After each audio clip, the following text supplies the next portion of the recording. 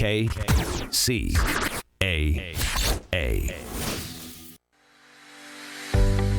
Are you ready for a new experience? To see life from another point of view?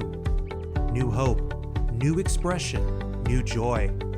This is your radio hour. Welcome to Viewpoint with Father John.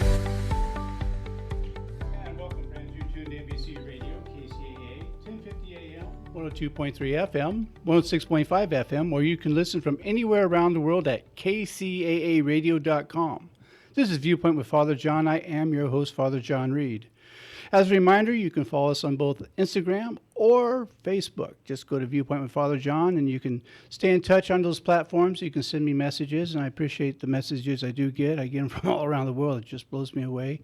And if you miss an episode, just go to YouTube and put in Viewpoint with Father John, KCAA, and you'll get the last almost 4.5 years worth of shows. I can't believe the show is that old. I was expecting to be here just a short time, but you folks keep telling them to put me on, so it's your fault. So I thank you for that.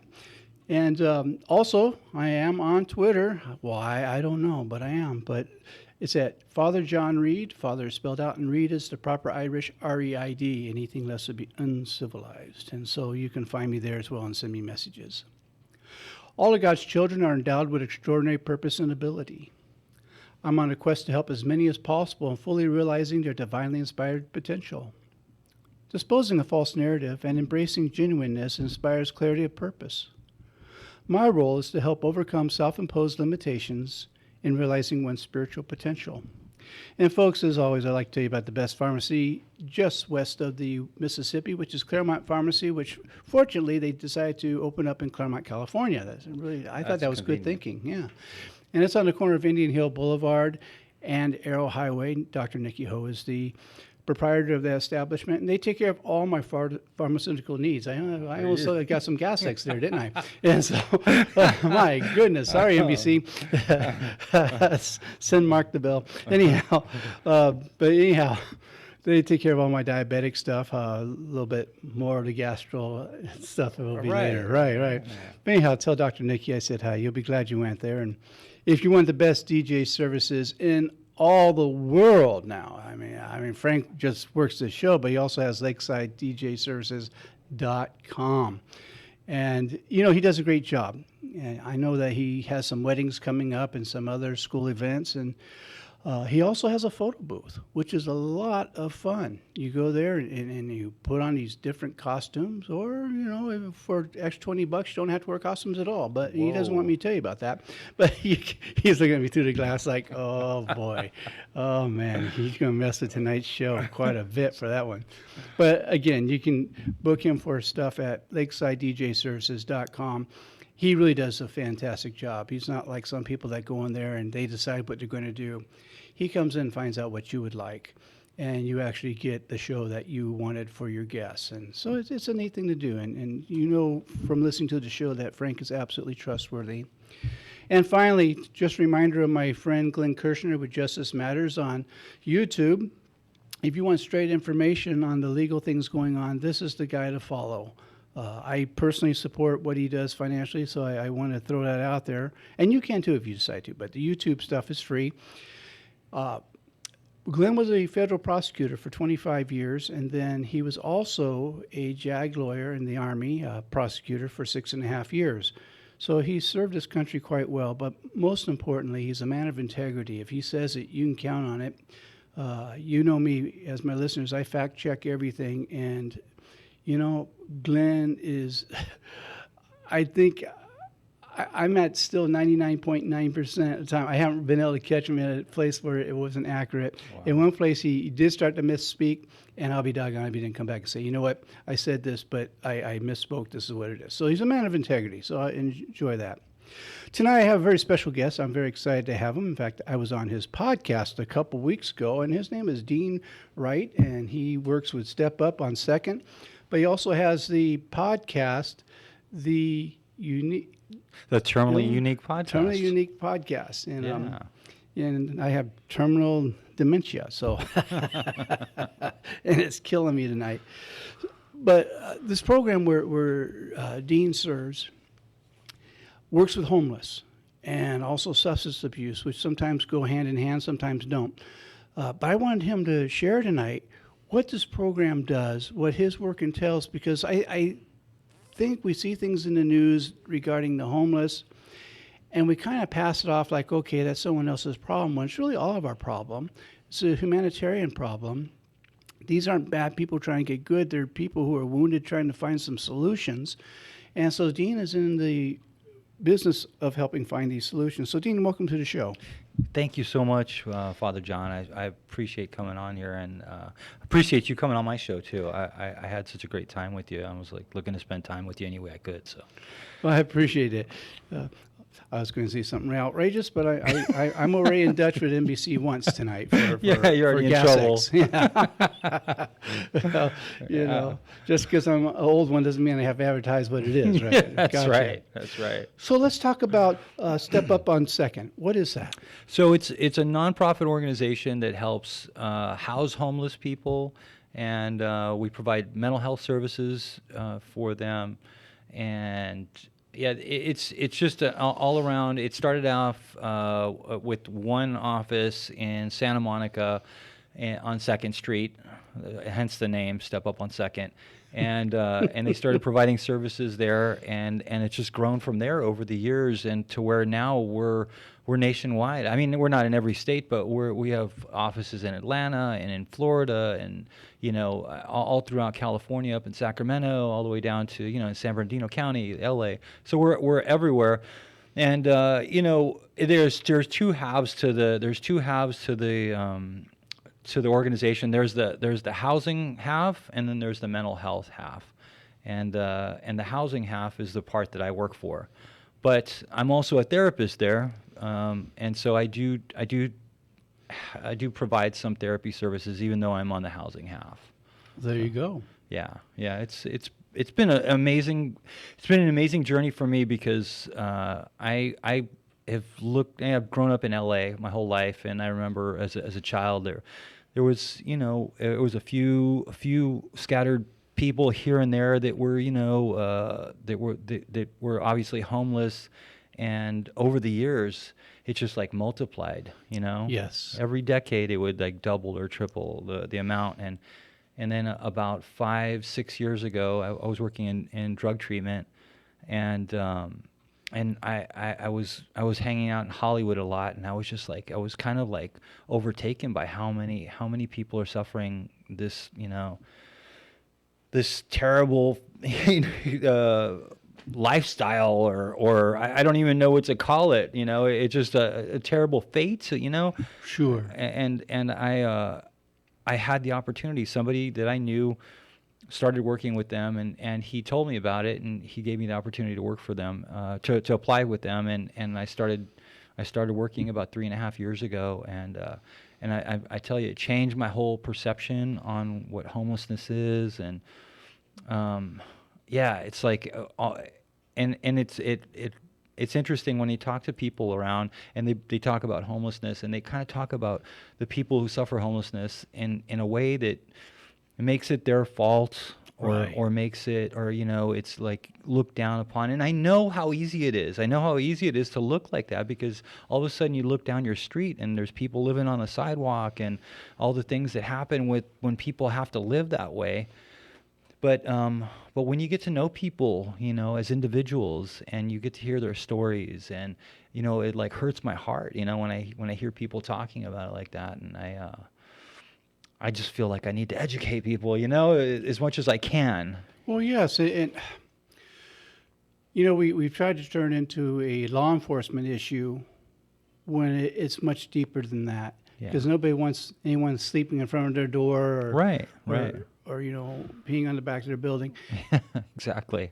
And instead of working on a solution, we've made it somewhat political, and I'm just sharing my own point of view here, because I've done work with some of the homeless in the past, and I can remember how brokenhearted I would become, because people didn't know the story behind what was taking place. We learned, you probably learned this in your training, you don't ask people where they came from, but you ask them what happened to them. Yeah. Yeah, and yeah. that makes a big difference. Now, a side question that has nothing to do with your program. I'm just curious Okay. because you are in the Santa Monica office. Is Clara Foundation still down there? Oh yeah, Okay. They do such great work. Yeah. I I had a family member who go through that a couple times. Did you? Yeah. Yeah, they do such great work with people, and I mean, we could do a whole show on drug treatment, but I feel like the longer people can be in treatment, the higher the success rate is. You know that probably just from working around. Yes. I worked in addiction for years and years and years before it was popular. Exactly, before the celebrities came in, right? Yeah. Mainly as a counselor, not as much as a client. But creative research is creative research. Yeah. So, Yeah. outstanding. And so, we were talking before the show that some of the things that people don't understand, and we'll just get a chance to just get to the start of this, and then we'll have to do the rest after commercial break. But how difficult it is getting the vouchers, and people think that people just sign up for something. They don't realize why you need an applicant to help you with all these things. Yeah, I mean, first off, the waiting list to get to where you get to like fill out paperwork for a voucher may be years on some level. I know that it goes into a system that seems very like obtuse. Like you don't know how people are ranked in the system, but usually it goes by like health concerns or by age or by risk level. They determine, and then so they wait this amount of time, whether they're in a shelter or on the streets, and then they and these government systems that take in this information, they don't have the ability to actually process this. So all they can do is just put make this risk assessment, and then they shoot it out to nonprofits, which like nonprofits like Project 180 or Step Up on Second or PATH, which is People Assisting the Homeless. Right. Yeah. So those types of organizations get these vouchers sent out to them. NGOs, right? Or they get the people sent out to them, and then they're assigned to case managers like myself, and then we kind of run them to go get a voucher. Now that sounds like a pretty easy prospect, but it's so hard. It's so hard because Okay, so first off, let's go communication. Communication wise, keeping communication with somebody who who doesn't have a home is a much harder prospect than you might think. And there are free phones that are giving. They call them Obama phones or whatever, but they're terrible. They have terrible service on them. They break constantly. And then when you're living in a community where it's all open, their phones are constantly being stolen from one another. And so, they might have a phone for a week, for 2 weeks, for a month, for 2 months. You never know, and then it disappears. So communication's the first barrier. And then you have like sometimes mental health is a huge barrier because Right. Whether you're dealing with ADHD or you're dealing with schizophrenia or any a number of mental illnesses, you're definitely dealing with a tougher time for those people to focus and to be able to do a bunch of steps. Like, for instance, get an ID, California ID. It's not Right. It's not an easy prospect to figure out, to get somebody to find them, to get them to go to the DMV and to actually get through the whole process in one day. And then when it comes to them, if they have some sort of mailing address, to actually get, see, sometimes they'll get it, and then before I see them, they lose it again, or it's stolen from them. Right.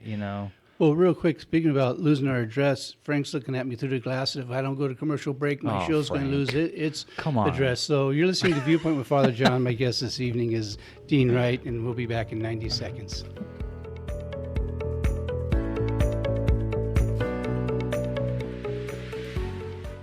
The loss of a loved one is one of the most challenging experiences in a person's life.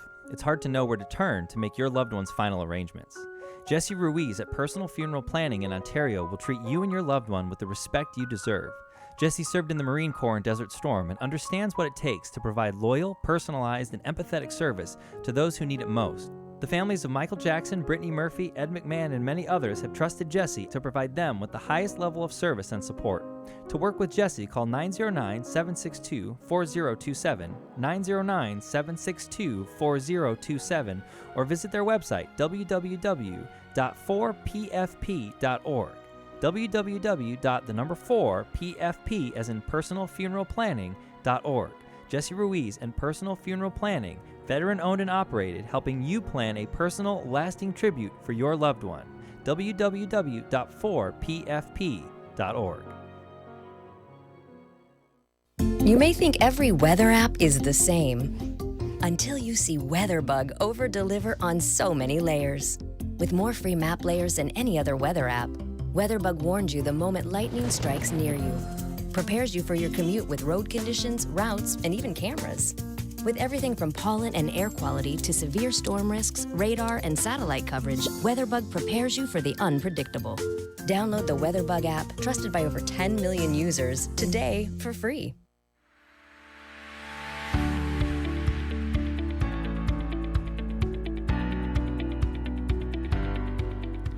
And welcome back. You are tuned to NBC Radio, KCAA, 1050 AM, 102.3 FM, 106.5 FM, or you can listen from anywhere around the world at kcaaradio.com.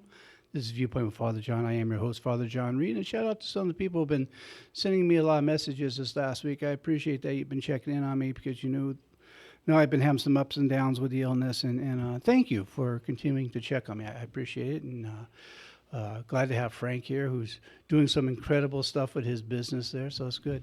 Again, my guest this evening is Dean Wright. He works with Step Up on 2nd, dealing with homeless people and substance abuse and such. And when we went to the break, we're talking about some of the process and how difficult it can be working with people who are homeless, particularly with mental health issues.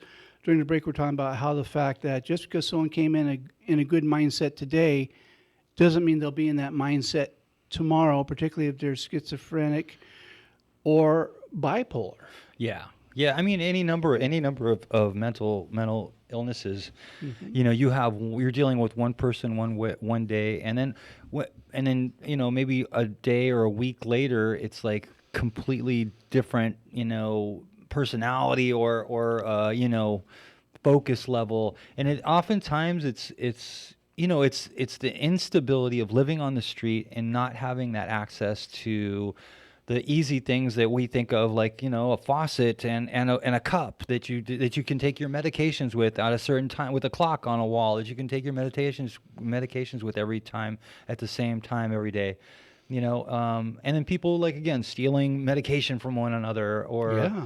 Oftentimes there'll be, like, a lot of times people are undiagnosed with these different mental illnesses, and they're trying to self-medicate, and so they'll use stimulants, or they'll use marijuana, or they'll use downers to kind of try to regulate themselves, and it's just right. like self-medicate, right? Yeah, self-medication, and and then not to mention all the trauma that goes out there. The stuff that people see is, like, it's mind-blowing once I get them housed, if I can get them housed, that's when the stories start coming out. And that's me as a therapist dealing with these clients' trauma, and as a case manager, I see things come up, and these issues that come up that are a challenge to keep them housed. And so I'll sit down and I'll talk with them, and I'll be like, okay, so when your neighbor knocks on your door and asks you to turn down the music or something, or asks you something, why do you see that as a threat? Why do you like punch them in the face, or you're yell at them, or tell them to F off or something like that?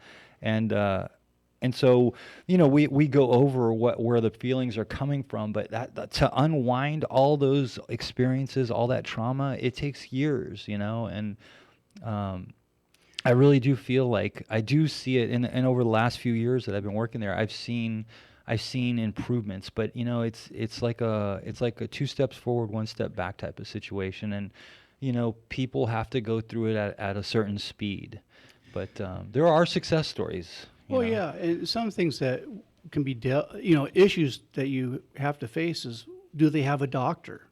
Because when Right. you're homeless, they don't always have a steady doctor, particularly in the field of psychiatry. Yeah. Are they able to get their prescriptions filled? Right.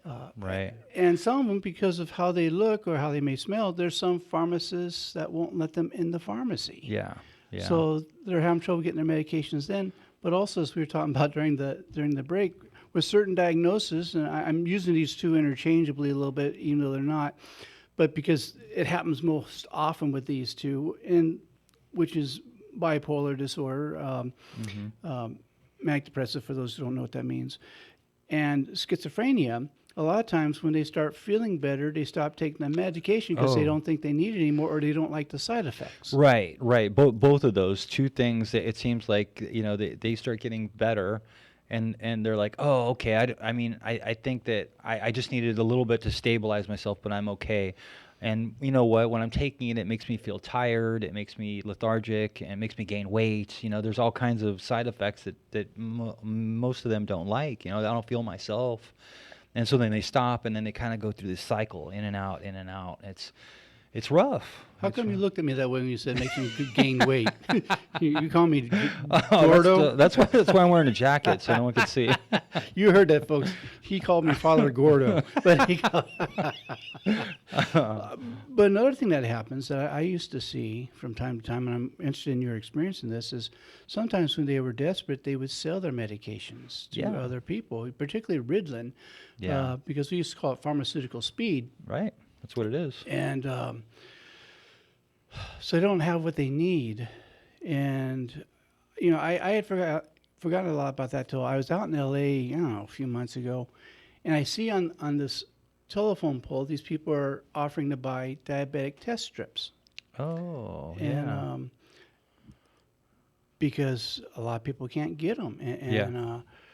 they're expensive. They are very expensive. And, you and I, we're fortunate. We're people with health insurance. I'm assuming you have health Yeah, insurance. at your yeah. job. I go into Claremont Pharmacy. Nikki takes care of me, and my insurance picks up the tab. Right. My only responsibility is to take the medications. Right. And I have it made because I have a place to go to. I have my little things put out because at this stage for my illnesses, I take a lot of medications. I'm 26 or 27 now. Wow. And so, I have them all when I'm supposed to take them and such, particularly with the dementia, so I don't forget. Right. Right. They don't have that advantage. No. You know what? I gotta say, I'm gonna give it up to Step Up on second, because we have a psychiatrist that goes in there, sees clients out of our facility. I work at the Hollywood office, actually, in Lexington, and we have an amazing psychiatrist that comes there to see the clients. We have some nurses that work there. They get them their medications. So we do have that option for them to eliminate the possibility of them, not being able to go to the pharmacy or not being able to see, so they're trying to get that middle ground in there, to get some of that gray area out of it. So Wow. yeah, it's an amazing organization. I gotta say, I lucked out when I got a job there. But the thing with it is even as good as they are, it can't cover everyone. I've seen, sometimes mental illness is so bad that there's like this they fall, some clients can fall through the cracks, because I've had clients assigned to me that would just disappear for weeks on end, and I would go and look for Right. them, and I would call, and you can't find them, and at some point you gotta go, oh, I need to give this voucher to someone who can use it, Mm-hmm. and so just going through that process, it's so heartbreaking, like what you're saying before. Particularly as long as it could take to get the voucher. I know even with Section 8, Yeah. it could take years. My uncle Yeah. qualified for it. He retired from the post office, and it took him 3 or 4 years to get a Section 8 voucher for a senior apartment. Yeah. And he didn't have all the other stuff. Right. So he was in a place where he was okay, but a lot of these people aren't. Yeah. And I don't think tent city is the solution. No. What do you think about these small houses they're erecting? I mean, you know what? I guess I would rather see somebody living in one of these small houses for a short time than on the streets and having at least it's a little bit more hygienic. Yeah, Wow, hygienic. I don't know the words. Hygienic, Yeah, a little more hygienic than having these tents and the fire hazards that go along with these tents. I've seen a couple of major fires in these little tent cities, and it's so scary. Yeah. And I think we have to also have the political will, and I hate bringing politics in it, but it is part of it. I can remember years ago in the San Bernardino area, I was, this is about 20 years ago. Oh my God, where does time go? Yeah, I know, right? And I was doing some stuff with some homeless people, and Norton Air Force Base had been closed for decades, Right. but they still had all the housing there. And I tried to work with the government saying, look, this is housing that's empty. Can we? And they said, oh, it's not up to code. I said, you think underneath the bridge is up to code? Right. But because the political will wasn't there, Right. these people stayed on the street with all this empty housing, Mm-hmm. even if it's not up to code. So let's bring it up to code. Yeah. Well, that's the good thing about the homeless problem right now is that I think that the left and the right can see that they can see the benefits in it, because if when we don't do anything about the homeless problem, we have to deal with there was an article written by Malcolm Gladwell back in 2006 called $1 Million Murray. I don't know Right. I don't know if you read that. Yeah. And so this guy was from Reno, and through using services, because emergency services and criminal justice services, he racked up a tab of $1 million. This is 2006 dollars, which is a heck of a lot more than it is now. And he ended up dying very young, much younger than he should have, where we could have probably maybe spent $20,000 or $30,000 a year on this guy at the most, and him having a longer life and probably becoming like a productive member of society, which is what I'm starting to see with the programs I'm working with now. I'm seeing people turn from this a person that can't make it, that is not self-sufficient, to self-sufficiency, one little step at a time. And that's what I'd love to see for everybody. I have the opportunity for it, at least. And I just wanted to spell a thing that's been said for so many years that honestly has always angered me a bit. Look, the majority of people who are homeless are not homeless because they want to be. They didn't make a choice. This is what I want to do. Right. Things happened along the way. Mm-hmm. One of the things that happens is post-traumatic stress disorder. Oh, yeah. And so many of our veterans wound up on the street, not because they chose to be, but because we broke them and didn't fix them. Yeah. I spent a little time in the Army, so Yeah. it means a great deal to me when I see some of this. And there was a Colonel Smith, that was really his name, Colonel Joseph Smith, who had put together a program in L.A. County for these veterans specifically, and I no longer have contact with him, but at one time, through some of the work I did with, like I said, I work with people on both sides of the aisle, but with Mike Antonovich's office, was able to get hooked up with him and was able to send veterans to him at one point. Mm-hmm. But I don't even know what the status of that is anymore, because my assignments changed and everything. But Right. Well, there's somewhere, it's just shy of 40,000 homeless vets in the United States right now, and there is enough. The VA has enough resources to house all 40,000 of them. So really, you can see the problem here, right? I mean, this is what I was talking about before with dealing with mental illness, with dealing with that communication, with dealing with all this stuff. It's hard to, even though we have the resources to house these vets, how come they're still on the streets, But, engaging them and getting them spooled up and in there is like the challenge right now, what do you see as the biggest part of that challenge? And I'm asking that sincerely because I really don't know the answer to that. Is it getting the people there? Is it the system? Is it a combination of thereof? Yeah, I think a lot of it is like you said, like with PTSD, with a lot of these mental illnesses, it just makes it really hard for people to engage, for us to engage with them in a meaningful way. I can't just go on the street, find a vet and go, you know what, I'm putting you in this temporary home that you'll feel safe in. I can put them in a shelter, but Right. in a shelter they don't feel safe. You Right. know, they get re-traumatized in these places, or they can. You know, not all shelters are bad, but you know, a lot of them put a lot of people in a close proximity to one another. So, you know, so like I think there needs to be a little bit better resources for people to, you know, that initial engagement, taken them out of that horrible environment that they're in and put them in somewhere else. You know, Housing First, that initiative really changed everything back in, you know, in the last 20 years. It's really started to take effect. And so before, it used to be where when people were homeless, they had to like qualify by like, getting their mental health under control, getting, Right. you know, their health, getting all kinds of stuff under control. But, you know, who can do that while living on the streets? You know, that's you're just trying to survive out there. You know, it reminds me of this is going to seem corny, but I mean it with all sincerity. A scene from the series MASH. And just to give a little bit, it's Christmas time, and what's his name? The I can think of his real name, not the Hawkeye? Charles Winchester. Oh, yeah. He had given some really rare chocolates to this orphanage, and but the idea was they were not to know where it came from. Just the guy who ran the orphanage did, and so they're having the Christmas party. The orphans were there, and he saw these guys walking around with the chocolates. So, where'd you get that? He says, "Well, I bought it at the market here."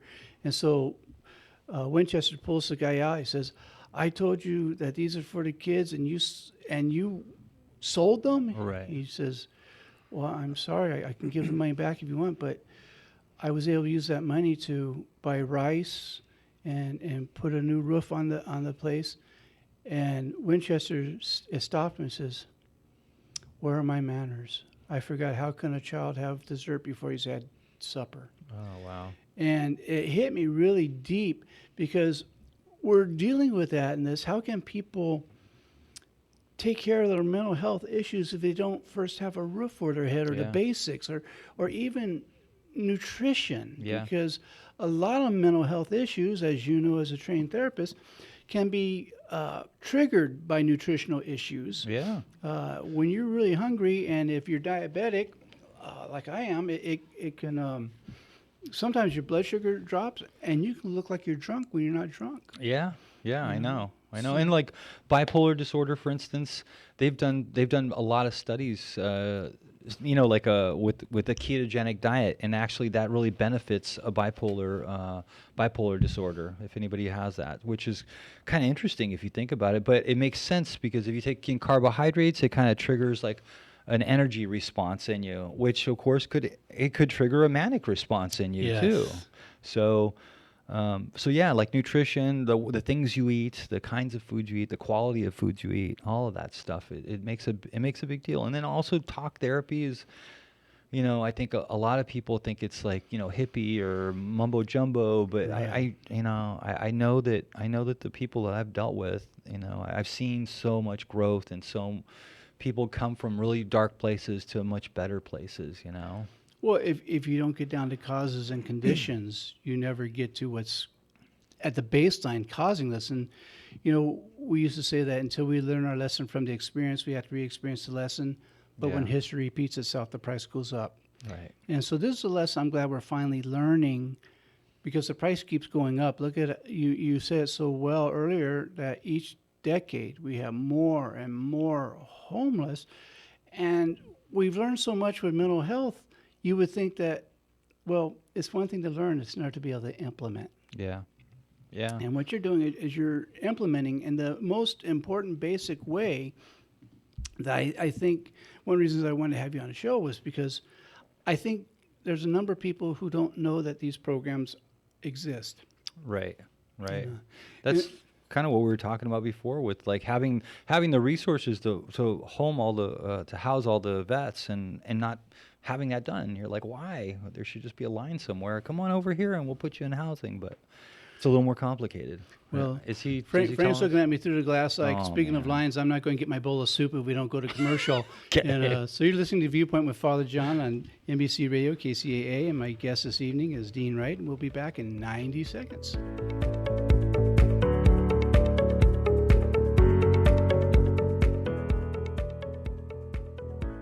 The loss of a loved one is one of the most challenging experiences in a person's life.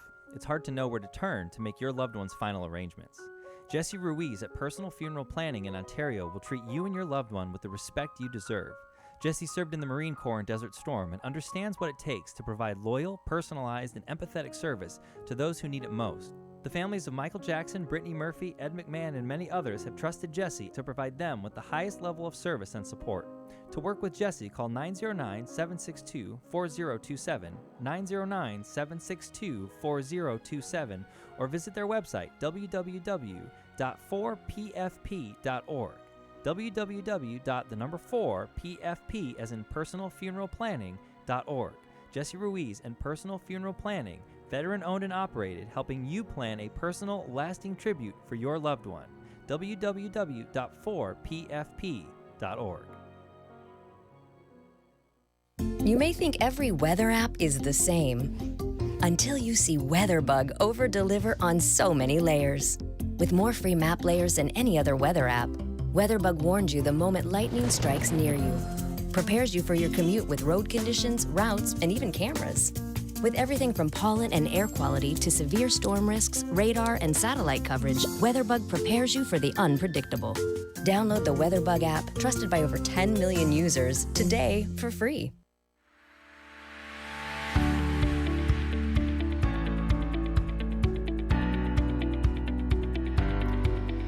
And welcome back. You're tuned to NBC Radio, KCAA, 1050 AM, 102.3 FM, 106.5 FM, or you can listen from anywhere around the world on kcaaradio.com. This is Viewpoint with Father John. I am your host, Father John Reed. And again, you can always catch our episodes on YouTube.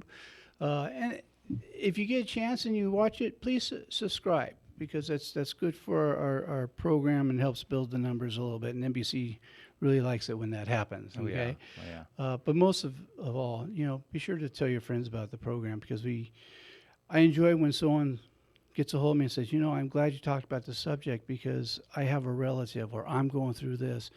And so I appreciate the fact that you do this. And I've had a family in the Philippines who've been getting a hold of me, and, I'm so grateful that you take the time to go to YouTube when you're halfway across the world to tune in, and then you send me messages about what you get out of it. And so I just want you to know, folks, I do read these things. They mean a great deal to me, and I'm extremely grateful for that. I'm very fortunate to have some of the most loving listeners of any show.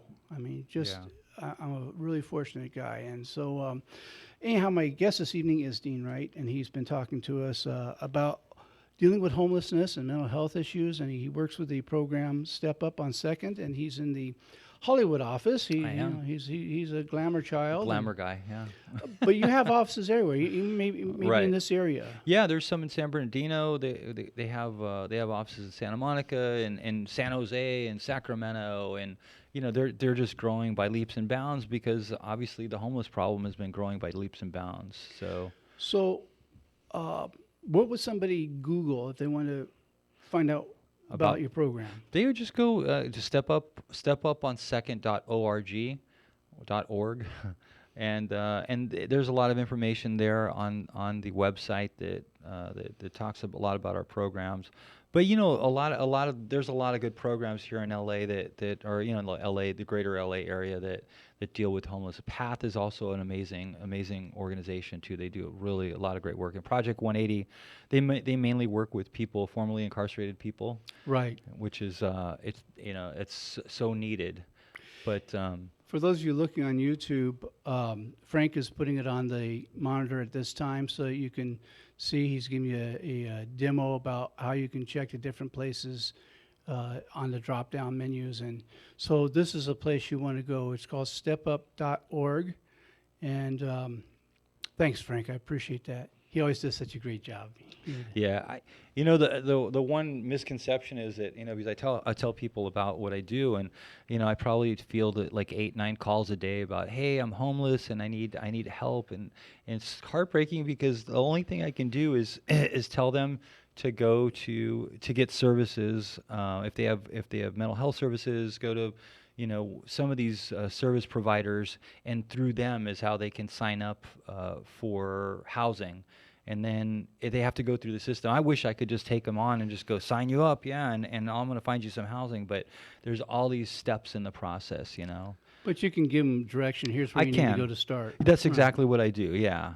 I just, like I said before, like I wish there was just a line. I could just have a line form in front of me and then just sign them up and bring them right into housing. But there's a bunch of steps along the way, But that's okay, I mean, I feel like the clients that I've housed, when they get housing, they're so appreciative, and it's like the struggle to get to that point has been so hard for them that they really appreciate it. And a lot of people talk about how, it doesn't work, they fall out of housing. To be fair, in 3.5 years I've been working there, I've only had one client fall out of housing after I got him housing, and the only reason he did was because he had an accident that put him in a convalescent home where he couldn't pay his rent at that time because because they do have to pay a portion of the rent, right. So I mean, a very small portion, but a portion nonetheless. So a lot of people may not know that, and they think that these people are just getting freebies for the people who get really upset about that. So what if it would have been a freebie? Right. These are our brothers and sisters. And also, like on the other side of it, it actually makes financial sense for people that are on the streets between the criminal justice system and medical. It ends up costing the taxpayer thousands and thousands of dollars every year. So wouldn't you rather spend less money to give them more hope and possibly get them? We actually have, speaking of which, we had a couple of people that came up through Step Up on Second, and as they made more money, they paid more and more their rent, to where now they work for Step Up on Second, and they're not on that, and they're not on these programs anymore because they went through the proper channels, and it worked for them, So I love stories like that. I love to hear more of them. They received the gift of dignity. Yeah. That's the greatest thing. One of the problems I've had with some of the programs in the past that have been religious based is that you have to subscribe to a certain religious belief to receive. Yeah. I remember there was one in Ontario, and I don't know if I get NBC sued if I mentioned it, but their office was downstairs from my office when I was in full-time practice, when I first went into full-time practice counseling. And in order to get their services, it was a long-term thing. You had to absolutely become not just a Christian, but their form of Christian, which is white evangelical. And they just made it so you had to keep making more and more promises you were there. Right. So you really paid for your stay there with your dignity, which I say the price is too high. Yeah. They're not there because they're bad folks. Right. They're not there because they're some kind of sinner. They're there because they need help. Right. And when you're dangling that, and they asked me to come brainstorm with them one time, and I spent an hour with them, and I helped them put this whole thing together. And they said, that's brilliant. And when they asked me where I got the information, I told them because it wasn't Christian-based, they tore the whole thing in half. They weren't interested. And I thought, wow. Yeah. And so I'm glad for programs like yours where you give them dignity, not rob them of dignity. Right. And I know I'm going on a little long about that, but it's a big deal to me. Yeah. One of the things I love about Mary's Mercy Center here in San Bernardino, they feed over 8,500 hot meals per month. Wow. And they also have a 2-year program for women and their children, unwed women and children, called Veronica's House. But with the feeding and everything, the receiving of clothing, you don't have to give away your dignity. If you want to attend Mass, you're welcome to. You're not required to. Right. And all they do is they just want to give love, some dignity, and they have a place where you can shower, get new clothing. And I mention that because while you're handling this other end of it, people need to know that there's a thing called hope. And hope without action is just just a promissory note. It means nothing. Yeah. Has to have action. And so it sounds like you're putting action with the hope. Yeah. If I'm hearing you correctly. Yeah. I feel like this non-judgmental approach, some people would think of it as maybe like enabling, but like I don't see it that way because I know that, like, you know, just ignoring this problem has gotten us to where we're at right now. You know, Right. we need to do something different. We need to try something different. We need to give people a chance. We need to give them some sort of stability in their life and see if they can pick it up from there and move forward. And, you know, from my, you know, I haven't been there forever, but I've been there 3.5 years, and I see improvements all the time, and not in 100%, but you know what? Nothing in life is 100%. I don't know, you know, I don't know anything that's 100%. Increments. Except for me wanting to eat all the time. That's 100%. I want to eat all the time. Yeah, the old yeah, I hear you there. I hear the old expression, the trip around the world starts with the first step. That's right. And you know, it's like that old story that's been around forever and ever about this little girl who's walking along the beach and taking these sand dollars and throwing them back in, and this old man sees what she's doing. Says, "What are you doing?" She says, "Well, I'm throwing these sand dollars that washed up on the beach back into the ocean." He says, "Well, you can't possibly save any of them." "Maybe not, but I just saved that one." That's great. So you help the person who's in front of you. Yeah. I feel like I read something like that in your book, I think, about unconditional love and how God loves everybody, not just the Christians, not just whomever, not just the chosen group. God loves everyone, and you know, and like, not to. I just think that, like, that's the kind of love that if we could all put that kind of love out, we would have such a better world today. You know, if we could just love without putting conditions on people. And I mean, it sounds idealistic, and I am an idealist, but I think that, you know, I think that people need that unconditional love sometimes in order to, like, really grow. Yes, You you get know? no argument from me on that. Yeah, I was waiting for an argument. What happened? Well, yeah, I was taking a dementia nap. Just because you see me sitting here doesn't mean I'm actually here. Okay. I could be someplace else at any time. Right. I have to check in once in a while. Yeah. But you know, people don't choose to have mental health issues. Right. You know, I see people get angry with them, and usually we're angry and fearful about what we don't understand. Yeah. But you know, I can remember seeing some of the stuff growing up, and I think, well, why don't they just? And then one day it struck me, you know, they're not like this because they want to be. Mm-hmm. They didn't ask to have these mental health issues. They would love for it to be different. Yeah. Yeah. And aren't we supposed to help each other? Yeah. Absolutely. Yeah. When I was growing up, I grew up in middle class America, you know, and my grandparents helped raise me, and they had a business, and you know, there was all the gang problems in the 1980s when I was growing up, and I was like, why are they shooting each other? Like, I just had no idea why all this stuff was happening. Why are they so violent? Why is all this stuff happening? And then I went to college, and I one of my buddies, Jerry, African American gentleman from South Central, told me his story, and I understood immediately where he came from. You know, he came from a family where his mom and dad died. He was in foster care in South Central. He never traveled outside of South Central LA until he went to foster care. When he went to foster care, they sent him to Altadena, which is above Pasadena. Yes. And he was like, wow, this place is so different. And then that family kind of introduced him to a bigger world. But when he was living in South Central, that's all he knew. And I've used that same model in my head whenever I see something I don't quite understand, the way people live or whatever. Then I was like, you know what, I want to dig in. I want to find out why. Yes. You know, that why helps me. That understanding helps me help them if I have the opportunity. You know. It's funny you mentioned that. Gabby grew up in South Central. Oh, really? Yeah, she grew up there. She came here when she was 5 years old. She's originally from Mexico. Oh. And she was raised in South Central since she was 5 years old. Her mother still lives in South Central. Really? Yeah, yeah, and so yeah, it's amazing. You know, it really does make a difference what you're being raised with and the kind of fears you're having to combat. Yeah. Not everyone gets it, even.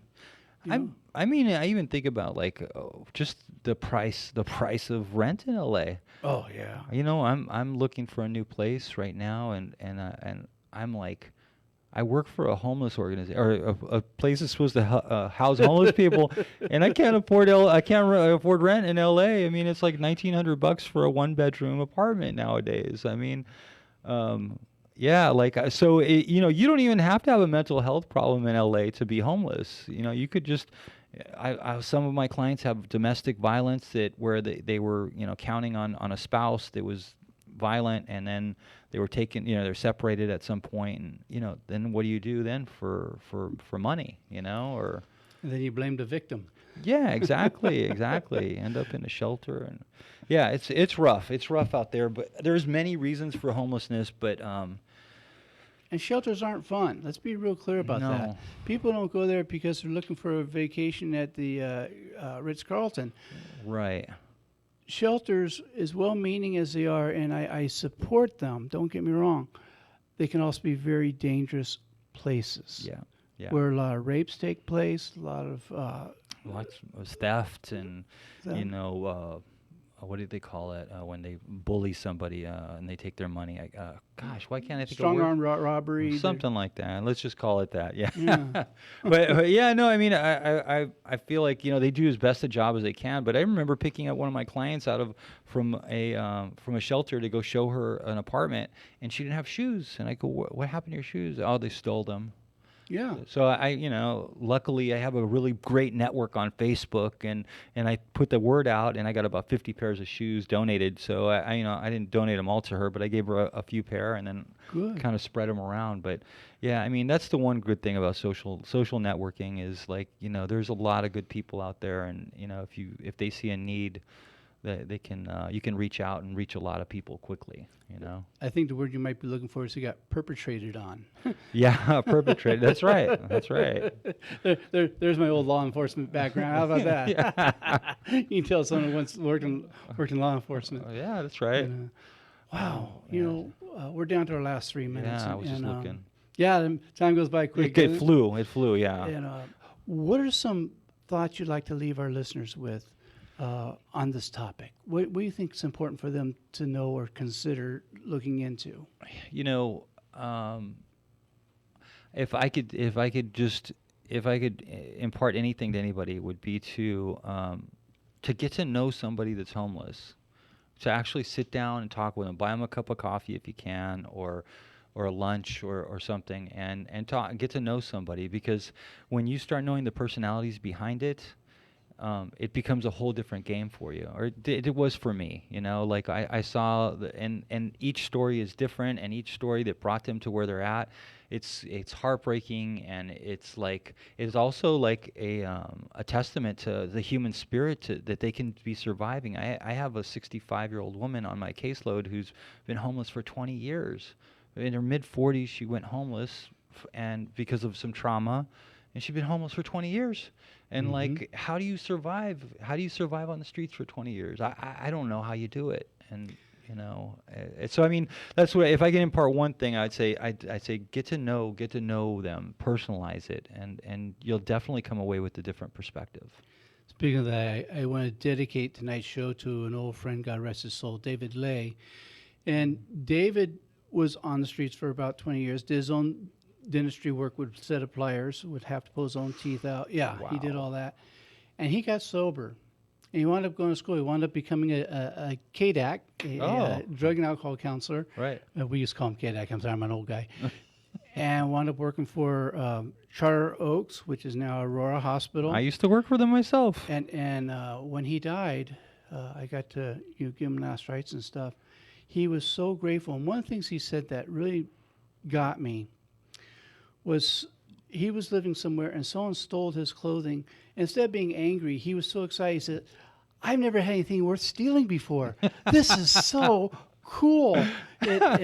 So tonight's episode is for David Lay, and know that you're still thought of. We still have a lot of love for you and all the people you helped. Yeah. We're at the end of tonight's show, and I want to thank our guest this evening, Dean Wright. And thank you, Father John. If no one told you this week that they love you, let me be the first. And thank you for tuning in again on Viewpoint with Father John. And thanks for taking the trip out here. I know it's a long drive for you. It's worth every minute. And I recommend his podcast, the Terminally Unique podcast. Thank you. I look forward to being with you again. Be safe. And don't forget, this is a great day to love. Bye for now.